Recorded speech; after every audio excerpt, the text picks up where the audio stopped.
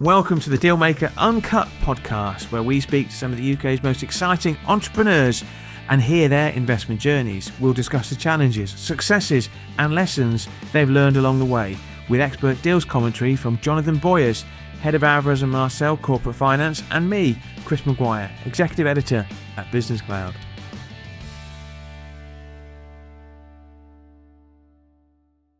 Welcome everyone to the latest episode of the Dealmaker Uncut podcast, powered by Alvarez and Marsal. My name is Chris Maguire and I'm the Executive Editor of BusinessCloud. Now we're in a different studio today, but some things don't change. And I'm joined by one of them, the multi-award-winning dealmaker himself, Jonathan Boyers. Jonathan's been involved in deals totalling £5 billion during his long and illustrious career, and he's a Managing Director and Head of Alvarez and Marsal's Corporate Finance practice in the UK. Welcome, Jonathan. Thanks, Chris. Great to be here. Really looking forward to this session. Okay, this is the podcast that gets you, the listener and the viewer, inside the deal. In the first part of today's show, we're going to be interviewing our special guest. After that, we'll then have a short break. And in the second part, Jonathan will be answering your questions, leaning on his 35 years of experience working in the corporate finance sector. Jonathan, you know our special guest very, very well. Who are we talking to today? Well, Chris, today it's an old friend of mine. We're going to be talking to Matthew Hirst. So Matt's the CEO of global energy software giant ESG, and an excellent entrepreneurial CEO of a business as well. I first knew him when he was the CEO of a business called Utiligroup, and we'll tell the story of how Utiligroup turned into ESG. I thought you were going to say, I first knew Matthew when he was a boy. You really would be going a long way back. So, huge welcome. Welcome to Matthew. Thanks very much, guys. Matthew or Matt? Matt, okay. Good. Matthew's like your Sunday name. Name, yeah. Matt, I think I'll kick off if I may. I think it'd be quite helpful to set the scene. Just tell us a little bit about ESG and what it does. Yeah, we're a global software provider to energy and utility customers. We provide our software into three main pillars: energy retail, smart grid and renewables, and energy assets and infrastructure. We're massively passionate about what we do, and we put power in our customers' hands to make a difference to end consumers of energy so that everybody can benefit from technology and energy. Now, I know how big ESG is. I think people sometimes, don't necessarily know the scale, but you've got a head office in Chorley, offices around the world. Just tell us about how big ESG is. Yeah, so we're in 4 countries now. We have offices in Houston, Boston, Copenhagen, Denver, Calgary, and also the mighty Chorley here in the northwest. 750 people. We've made roughly 10 acquisitions, and our revenue is now well into 9 figures.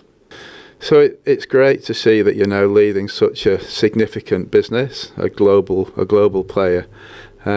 I think I'd like to take you back to where our relationship started back in 2014, when you were running a division of a public company called Bglobal, and the opportunity arose to lead a buyout of that business. So maybe you could just talk us through your perspective on that deal. Well, it's a real trip down memory lane. I'd forgotten some of the things that happened until I thought back about it. But I worked really hard to put myself and Drew, my business partner, into the position to be able to pull off a management buyout. And we knew that the energy market was becoming more attractive. Investment was going into it. Customers were moving away from the big six. The smaller energy suppliers like your Ovos and your Octopus were growing massively. And we were a big part of that change and that transition. So we'd been planning a buyout and looking at the possibilities of one for a while. But I think it was all about timing. You have to be in the right place at the right time when you strike with your plans and what you'd like to do. Yeah, I mean, being open, I was actually advising the public company, obviously, as you remember, and there was a moment in time when they decided they were going to sell the business, and you were just at the I suppose you'd made yourself in the right place at the right time, hadn't you? Yeah, and I'd not been MD for very long of Utiligroup, but I was speaking to a lot of people, advisors, friends of mine that had done management buyouts, and I just felt that it was our destiny. That being said, I also felt we were walking a bit of a tightrope. You know, as you said, Bglobal was a listed company, so we were quite limited in the information we could share to garner interest from potential investors in us. So I often think that this is a great case study in how private equity can create value, particularly for a management team who have the opportunity to be involved in the acquisition of a business through this type of deal. You went out and you ended up leading a buyout that was funded by North Edge. And they put about £11 million into the business, and you'll have raised some debt as well. It might just be worth talking a little bit about what your perspective of that situation, and what did you have to contribute to the deal? Yeah, so I mean, firstly, in terms of private equity, I think you need to pick your partner really well. So we picked a growth partner that would come on the journey with us and could see the potential in our business. And of course, they want us all to be aligned with that, which means investing some of our own cash. I think it's a bit of a fallacy to say, you know, people have to put houses on the line and stuff like that, but I had to put everything that I had into it in terms of savings and future bonuses as well as part of that deal, because they want to feel that you're in it, and if times are not quite so good, that, you know, you'll do everything that you can to put things right. Luckily for us, we weren't in that position. Yeah. So you then set about deploying a business plan to grow the business, and actually really successfully. So it would be good to hear your views on that and how it felt growing the business, and 'cause you must have quite quickly realised that you were creating quite a bit of value. Yeah, so I think anybody that's in the position to do an MBO, management buyout, is in a fortunate position. You know, I think we need to recognise that. But my advice would be to only do it if you're really certain about your prospects and that you believe in the plan that you've set forward and your ability to grow. And I had real confidence in what we were doing. You know, myself, Drew, Martin Evans, you know, we could see our growth already in the business, and that was what made that deal challenging, if you remember, Jonathan, because when we first started talking to you about we wanted to do a buyout and you were selling Utiligroup for Bglobal, the company was growing during that period of time. So people we were talking to, certainly the ones in the early stages, the price was going up and up. So it was then difficult to convince them that it was going to be worth it. But we had utmost confidence in what we were doing. And you were right. One of the other people that got involved was a chairman, another friend of mine, probably yours too, Ian Kelly. I'd be curious if you could just talk about his role a little bit. Yeah, Ian was a great addition, and I met a few potential chairmen, and they were all good actually. And I just felt with Ian that the mentorship that he provided would be really beneficial, because I didn't know what I didn't know. You know, less than 2 years before I'd been a sales director of a relatively small software business, you know, mid-30s, and I thought that the mentorship from Ian would really pay off, because he'd been CEO of a number of very successful private equity-backed businesses. Yeah, I mean, obviously I've seen chairs join private equity houses in a range of businesses, and that was one of the really good examples of how a chair relationship with a CEO can work really well and effectively. So that was good to see. Can I ask you a question, Jonathan? So, given the fact that you've worked in this industry for like 3 and a bit decades, when you see, you know, Matt Hirst across the table, can you literally just take yourself back into that deal and, like, you know, go into your memory banks and recall what happened? Because what I remember about the MBO was there was a lot of interest in it, wasn't there?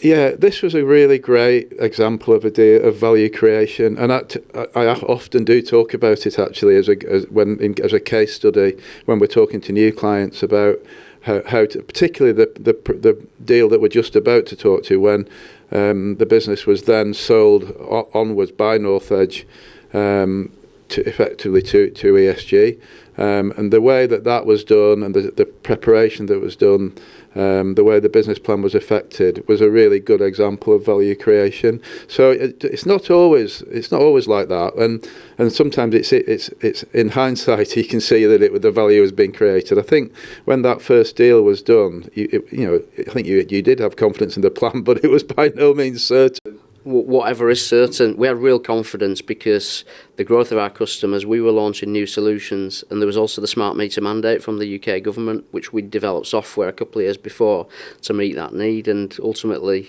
we contracted with all our customers and more. Some new customers as well for that solution, and that gave us that confidence. There was a sort of regulatory change coming in the industry that effectively we had to decide to wait until that was proven when that would happen, didn't we? And then that process could be launched. But we did get, from memory, 62 inbound inquiries when we were appointed to sell the business the second time. From PE houses. I mean, it was not uncommon that happens, but managing that level of interest in a relatively short period of time, obviously in the end there were only a small number that were the right people to deal with. I mean, there's a lot of trade as well, wasn't there? There were. God, I feel like I'm intruding in your memories here, but I mean, it's one of the, I'm not here to blow smoke up. Matt's derriere, but under his leadership, the company's valuation soared from 16 million to 100 million in less than 3 years, and revenues increased fivefold to over 20 million. When you're doing a deal, how important is the CEO across the table? Really important. And I mean, we were going to sell this business either to trade or to private equity or to a private equity-backed trade buyer. And it's fundamental that the CEO and the management team are strong and credible and can articulate their plan clearly, and this was a good example. But why don't you just give us your perspective on the exit from North Edge to ESG, because that was a pivotal moment certainly probably in your life, never mind your career. Absolutely, and before I do that, if we just go back to the Ian thing, because I've got loads of sound bites from Ian, some of which I can't repeat on here, but one that really sticks with me is that we had our first ever strategy session with North Edge, and we were confident in our sales numbers, we got good products, but Ian, he said to Drew, who was COO at the time, is now our CTO, he said, Drew, we need the engine under the bonnet to be just as good as everything else. We need to be building a Rolls Royce when it comes to quality software, documentation, processes within our business, so that we derive maximum value several years down the line. And he was absolutely right with that. So when we came to the process in 2017, we started that work about a year before, didn't we? And as you said, we had lots of inbound interest, and we actually met Accel-KKR in the summer of 2016, probably 9-10 months before we did that deal, because we were out there getting to know people. But we were pretty meticulous in our planning, I thought. Yeah, it was interesting because they did make a sighting shot offer that was, in the end, the process drove the value to a much higher level. But they were one of the obvious buyers right from the first conversations, weren't they? I think most importantly, we really liked each other. We got on great with them, and we possibly will come on to talk about what to look for in a partner. But we just felt that they would be a great partner for us. Can I ask a question about your chairman Ian Kelly as well before you talk about the deal to ESG? Is that, like, you hear stories about good chairman and bad chairman as well, and I know you looked at him as a bit of a mentor as well, but a good chairman can act as a buffer as well between you and the conversations ahead, can't you? Was that the sort of dynamic that you had with Ian? Yeah, I mean, we're going back 11 years now. I was mid-30s, never been private equity back before. I didn't know what I was expecting. And Ian was a real calm voice most of the time. Knew when to push back with investors. As well as that, we brought on a private equity, really experienced private equity-backed CFO, Steve Goslin, who worked with us and brought some of that nous that we didn't have. And I think all of that was really important because, without that, I think me and Drew would have been like rabbits in the headlights. Maybe, might be being hard on yourself there. We'll never know. We won't. So we ran the process in the end, and it was competitive. There were really 2 or 3 really strong bidders, weren't there? But in the end, the business was sold to ESG. And Utiligroup was rebranded as ESG. And then you had a new career, a new lease of life in your career. I'd be grateful if you could tell us a little bit about that and how that felt, because there's lots of different points that people in a deal experience here, aren't there, in this example? And this is the next one. You sold the business, you've become part of a bigger group with a new US-based private equity backer. So how was that? I think we were really sold, myself and the Utiligroup team were really sold on the partnership with ESG. I say partnership, we were acquired by ESG, but the concept of building a global energy software company, leader in energy retail software in the US, combining forces with the leading player in the UK, was a really exciting proposition. So ultimately we did change the company name. It's not something that I'm massively passionate about. I think we've changed the company name 5 or 6 times in the UK in my 25 years. I think so long as you keep delivering for customers, company names come and go. I wasn't too bothered about that. But what was really important when I became global CEO was to build a global culture within our business, and that's become even more important with some of the M&A that we've done as well. Yeah, so you've then continued with M&A activity, haven't you? And you've bought quite a few businesses. Yeah, we've done 10. Yeah, roughly 10. So anything that you've learnt in that period of your career? I think what's important to say is that we're not a buy and build company. You know, our growth is based on organic growth, bringing new products to market. We've supplemented that with M&A. And we're quite laser focused when it comes to M&A in managing the prospects, the pipeline, the people that we're talking to. And we look at it in 3 lenses. We look at it in, does it expand us into new geographies? Does it expand our platform, extend our capability? Or thirdly, does it help to consolidate competitors in the market? And again, I think you helped us with that deal when we acquired a company called Alvarez in the UK, which was a smart meter competitor. And sometimes some of the deals that we do, some of the M&A, ticks more than one of those 3 boxes, such as Pandel in Canada, which is our largest one to date, other than ESG and Utiligroup coming together. Took us into Canada and also into some new software sectors, such as renewables. So some really good use of M&A to develop the business. So how have you found the integrating those businesses?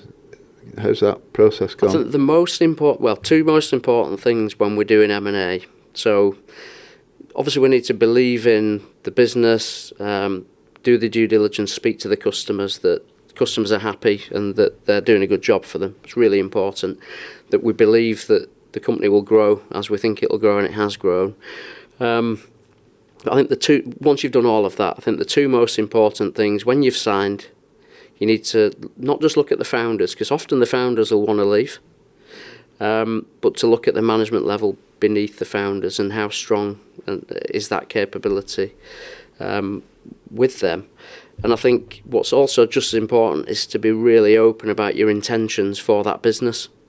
So many of the acquisitions we've done are not competing products, so there's no plans to retire those products, which is obviously really good for the people in those businesses. If you're acquiring a competitor, slightly different, but you take the best of what you've got, regardless of where it comes from. And I think so long as you're open with your intentions, then people, essentially you earn trust down the line. Yeah. You've just completed your 50th trip to the US, which is incredible. You're 16 when you first went with Wardle Brass Band. It's a good trip, that. Absolutely, and they're still talking about it in Wardle. We're recording this episode just after the Ryder Cup, which Europe famously won. You're a keen golfer. You're wearing your Ryder Cup top right now. Well, it's a Masters top, yeah. Well, it's a golf top, isn't it? When we talk about integration, because you've got a big US operation and you've got a big UK operation as well. I don't know whether or not you'll be talking golf when you go over to the US. Oh, certainly. Definitely. Yeah. I mean, presumably you're cheering for Europe, were you? Oh, of course, yeah. Absolutely. Yeah. But that dynamic in terms of, you believe that you can't be an invisible entrepreneur. So when you did the deal and you became global CEO of ESG, you carried on being based in the Northwest, but you committed to travelling over to the US probably once a month or so as well. Why do you do that for, and what's your approach to that? Yeah, I reckon I'm there about once a month on average most years. But what do we all want in the leaders of our businesses? If we think, if I think back to earlier in my career, what do we want? We want to see them. We want them to be approachable, to listen to our ideas. We want them to be open as much as they possibly can be, and to make us feel valued. And I've had we spoke about Ian as a mentor. I've had loads of great mentors, people like John Furness, Martin Evans back in the Utiligroup days. So, I've had some really good role models. I'm fortunate of that. And I've got a new mentor now in Mike Cornell. He's worked with AKKR before. He's come onto our board as a non-exec, because every day that I'm leading this business, it's a bigger business than I've ever run before, which is a great position to be in. But it's nice to have, someone else helping you with that.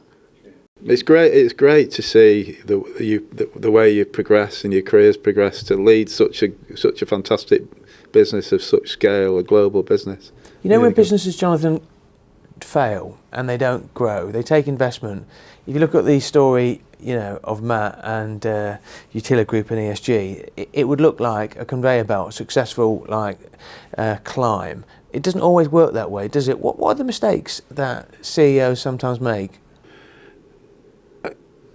I mean, obviously, the journey to grow a business in the way that Matt's done, there's lots of decisions to make, and any one of them could be you could take a wrong turn. I think people sometimes are not bold enough. Sometimes one of the obvious mistakes people make in this type of scenario is to not integrate businesses properly. So they make acquisitions and then do the integrations superficial. Sometimes as an opportunity lands in front of you, like the original deal, the opportunity arrives. If you don't take it when it's available, it might never come again. So Matt took the opportunity when it arose.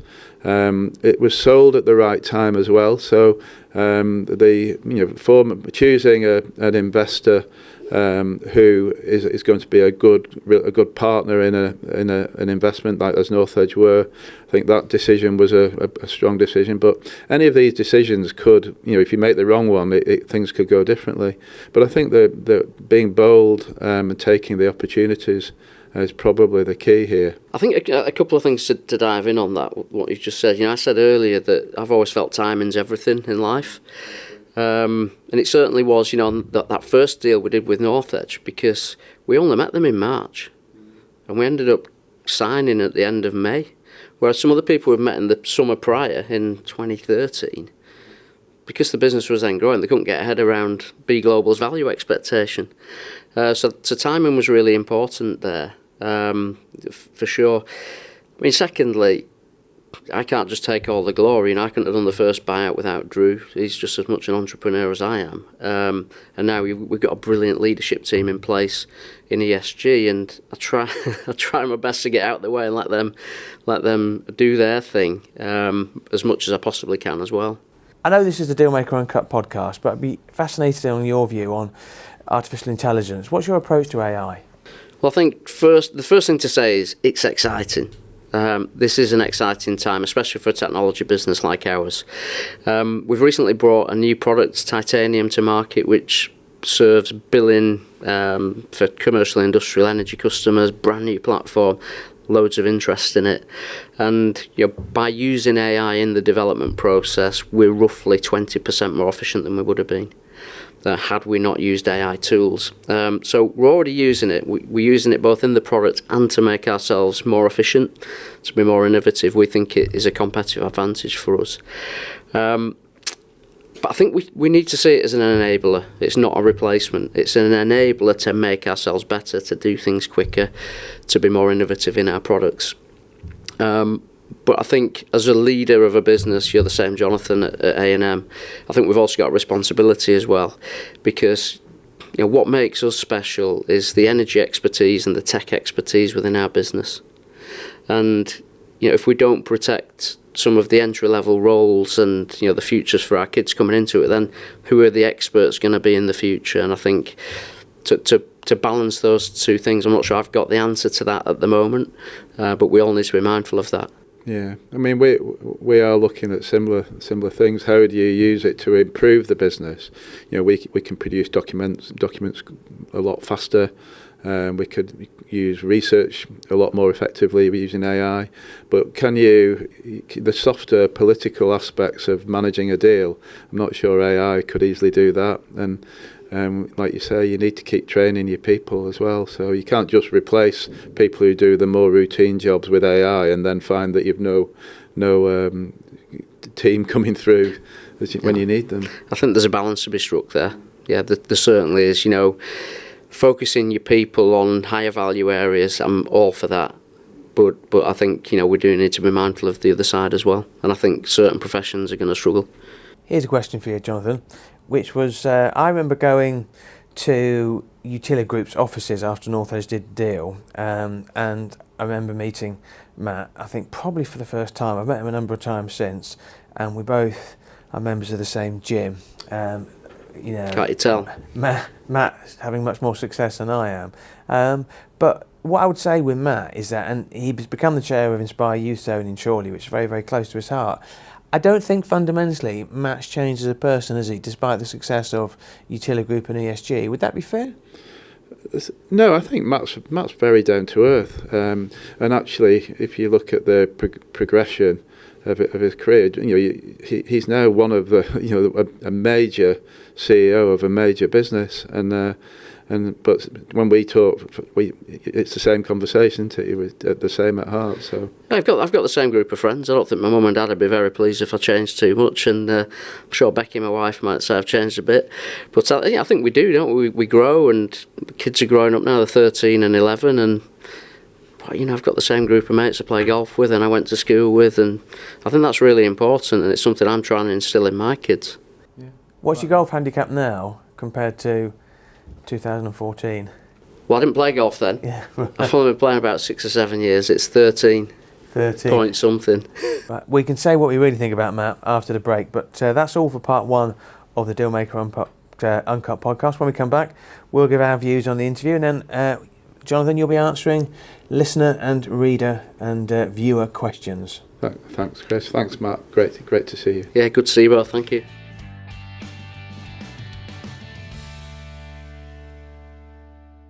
Welcome back to the second part of the Dealmaker Uncut podcast. We've just interviewed Matt Hirst, CEO of ESG. He's left the room. So, Jonathan, you can be honest. What do you think of Matt? Well, I've always been really fond of Matt. I've obviously worked with him for over a number of years now. Since when was it? Was it 2014?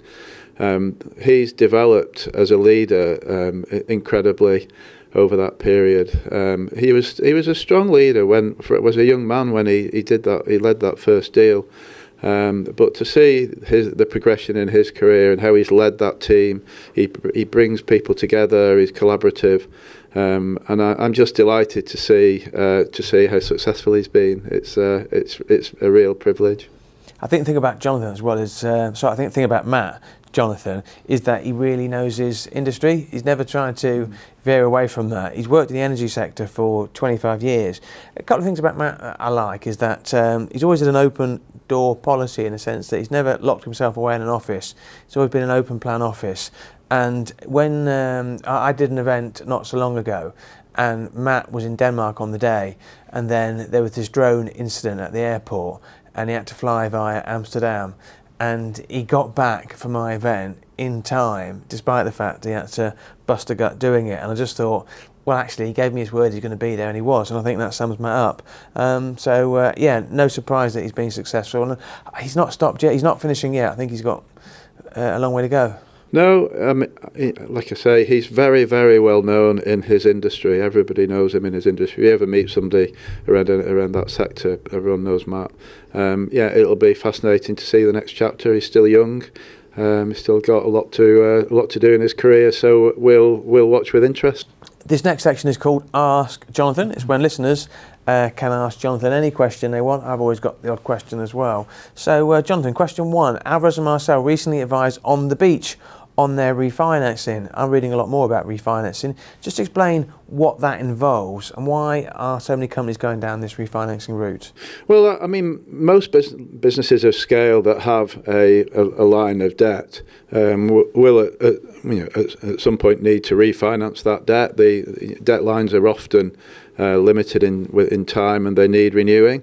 And so a rebanking is a fairly ordinary thing for a business of scale to do as a routine part of their business. Obviously, often businesses that are involved in a transaction, or if they're looking to expand or make an acquisition, they'll need to raise additional funding, and whether that be an additional debt line.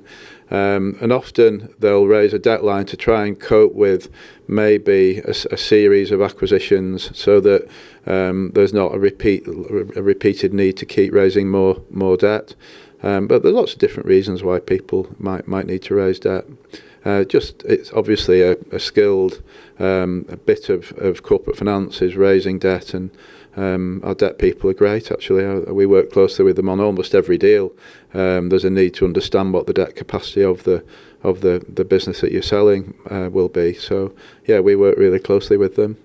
The next question comes from someone who clearly reads your LinkedIn posts, because you spoke about this in one of your recent pieces. What are enterprise value to earnings multiples?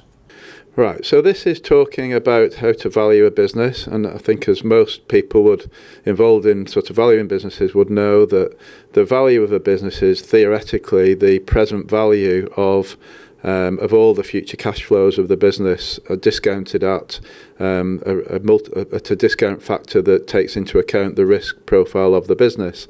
So that's technically how to value a business, but in order to do that properly, you need to know fairly accurately how the business is likely to perform in the future.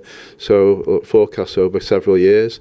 As an approximation to a discounted cash flow calculation, people will often apply an earnings multiple to an earnings figure to arise at a valuation. That's just a mathematical simplification of the DCF calculation. So often people talk about EBITDA multiples, and to do that they'll look at implied multiples in other similar deals, to look at what the price that was paid compared to the earnings of a business, in transactions. But often they'll look at quoted company multiples as well, to see if there's a comparable quoted company, and if so, they'll look at the valuation multiple implied by their market cap. So it's basically a methodology for valuing businesses. Okay, final question for the day. M&A activity dropped significantly in the first half of 2025, with the unstable geopolitics being partly blamed. What's your prediction for the rest of 2025 and the start of 2026? Yeah, so the market has not been particularly on fire for the first half of this year. 2023 was a really poor year, and there's been some recovery since then, but people have been expecting the market to recover significantly since then. It's not quite happened. There's always been another event that's happened. I think if you see behind that, it's actually more of a curate's egg, in that it is good in parts. In tech-enabled services, technology, certain parts of healthcare, there are sectors, particularly where sectors turn into technology, where businesses are doing really well, and the M&A market is still quite buoyant. So a tech-enabled services business that's well positioned can still attract a really well-attended auction and get really good values. Some of the more old-style businesses that are not tech-enabled, they might not attract the same attention. And so you sort of almost got two speeds, where some parts of the market are really attractive, whereas others, people are really cautious. So it's more complex than just it's still a bit flat. We expect that next year will improve. We've seen over the summer a lot of pitch activity. Just in the last month or so, there's been loads of pitch activity. So a lot of people gearing up to run processes in either the last quarter of this year or the first quarter of next year. So I expect to see it recover. Obviously, we're always subject to the vagaries of various events, what happens in the budget, all that sort of thing. But we remain optimistic about the market. Okay, that's all for this episode of the Dealmaker Uncut podcast, powered by Alvarez and Marsal at their offices here in Manchester. I checked the charts, Jonathan. You'll be pleased to know the Dealmaker Uncut podcast continues to ride high in the UK podcast charts and in Italy. Yeah, which is good to know. Final shout out to you, the star of the show, Jonathan Boyers. I wish you well. Thanks for joining us, and onwards and upwards. Thanks, Chris. Don't forget to subscribe to the podcast, tell your friends and family, and follow us on the social media to get us back up those podcast charts. And rate it 5-star if you like it. Okay, thanks very much.